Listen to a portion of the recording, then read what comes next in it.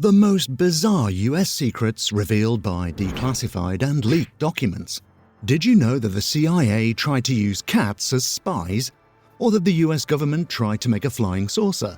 Or that the US government thought about bombing its own citizens to use as pretense for invading Cuba? No surprise then that governments go to extremes to silence people like Edward Snowden and Julian Assange. The US government has been involved in some of the wildest, most bizarre events in the last 100 years.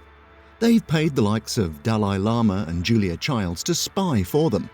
As documents are declassified or leaked, the public comes to know about the plethora of weird, zany ideas that hide behind the facade of confidentiality. So let's dive into some shocking revelations about the US government. Operation Paperclip. From 1945 to 1962, as the Allied forces penetrated German lands in the final days of the Second World War, they scoured the Nazi offices, hideouts and residences for scientific research. One interesting document, the Ozenberg list, retrieved from a toilet in the Bonn University, revealed the names of the scientists and engineers who'd been working for the Third Reich. The American president, Harry J. Truman, seeing the opportunity to gain an upper hand in the post-war era, began sponsoring the immigration of these talented individuals to the US. The operation was initially called Operation Overcast, but was later dubbed Operation Paperclip. This operation lasted for 2 years, but similar programs that continued until 1962 yielded approximately 1,600 German and Austrian scientists.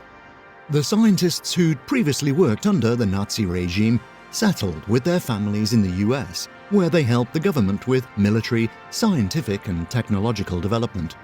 They included Nazi hotshots like the chief rocket engineer of the Third Reich, Werner von Braun, and the wartime chief of medical science responsible for several illegal experiments, Walter Schreiber. Project Sunshine started in 1953, when Project Gabriel revealed that radioactive isotope SR-90 posed the most dangerous threat in case of nuclear fallout. The US federal government commissioned Project Sunshine. This project measured the dispersion of SR-90 by collecting tissue samples of around 1,500 human corpses from around the globe. Most of these samples were snatched from the bodies of young children and babies in secret, and not even the next of kin were notified that their deceased loved ones were being dug up. The US Atomic Energy Commissioner, Willard Libby, was quoted saying in 1955 that if anybody knows how to do a good job of body snatching, they will really be serving their country. In 1994, President Bill Clinton ordered an advisory committee to investigate the secret operation. The committee produced a 900-page report outlining the illegal and unethical actions undertaken during the project. The Avrocar Project, from 1958 to 1961.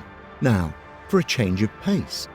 The United States Air Force tried to develop a flying saucer, yes.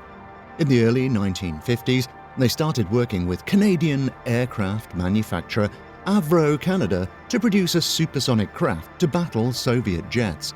The design was unique, foregoing wing and fuselage design for a turbo rotor in the middle of what can only be described as a saucery shape. Originally thought to have a ceiling of 100,000 feet, a maximum range of 1,000 nautical miles, and a top speed between Mach 3 and Mach 4, the project was scaled back multiple times due to the craft's flight instability. The US Army overtook the project only to abandon it in 1961. Project Acoustic Kitty, 1960s. Another attempt to subdue the Soviets during the Cold War came from the unlikeliest resources. Cats. Someone in the upper echelons of the CIA thought that since there were far too many cats around, they might as well put them to good use. It took 5 years of fiddling around and testing for the engineers and surgeons to finally insert a microphone and a radio transmitter in a cat. The CIA operatives figured they could send cats to spy on the Kremlin and Soviet embassies.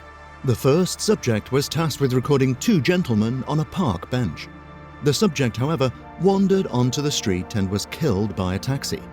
The project was scrapped when the CIA realized that cats are not especially trainable, and that the program would not lend itself in a practical sense to our highly specialized needs.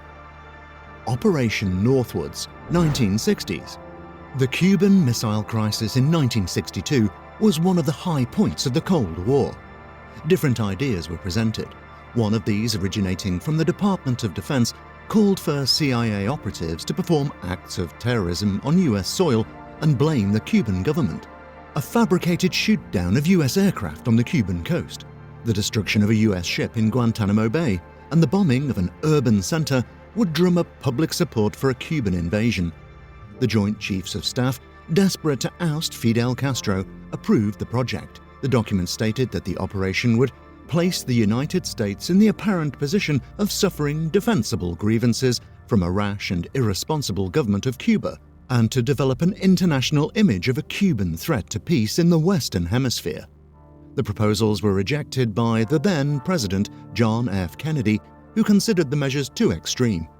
The U.S. Army General Lyman L. Lemnitzer, who'd signed the proposal, was sidelined by Kennedy and later lost his position.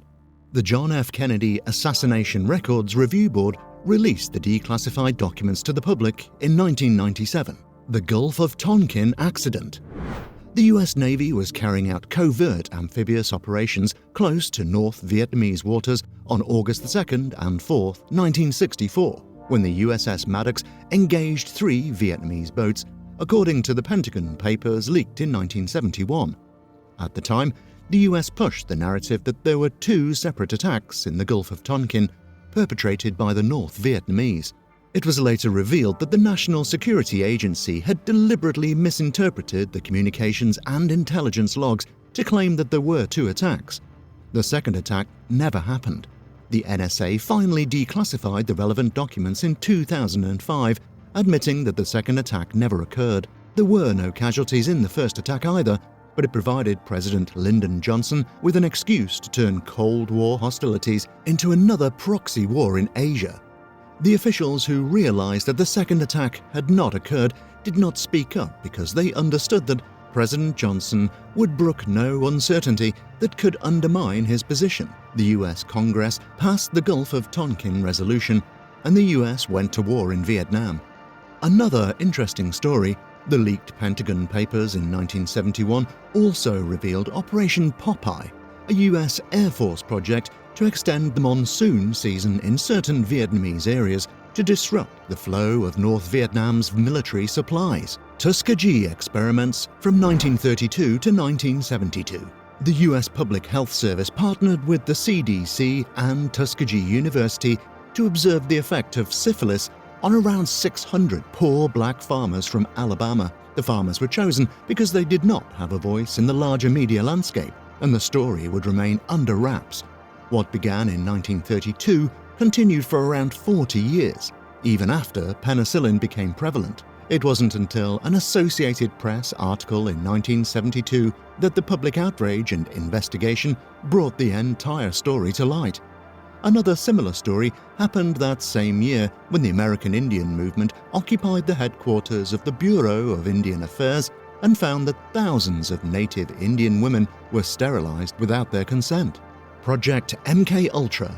From 1953 to 1973, Project MKUltra began in 1953 as CIA's Scientific Research Division tested hypnosis, isolation torture, LSD, sensory deprivation, and torture, among other things, on US and Canadian citizens. The CIA had paid hospitals, prisons, and other institutions where everybody kept quiet. The unknowing participants were given heroin and other illegal substances and were studied over the next few years. In 1973, the CIA director ordered that all documents pertaining to the program be destroyed. However, the documents were later located after a Freedom of Information request, and the story came to light. The Iraqi WMDs. 2003. In 2002 and 2003, the US and the UK claimed that Iraq had weapons of mass destruction. The documents they used to make this assumption asserted that Nigeria was providing Iraq with uranium. However, later inspection revealed that the report was not only factually incorrect, it was so amateurish that it even contained formatting errors. And the names of some officials were wrong. Officials from the International Atomic Energy Agency were quick to declare that the documents were false, but that did not stop the US and the UK from invading Iraq. If you like this content, hit the like button and subscribe to the channel for more. Leave your thoughts in the comments. That's it for now. We'll see you in the next one.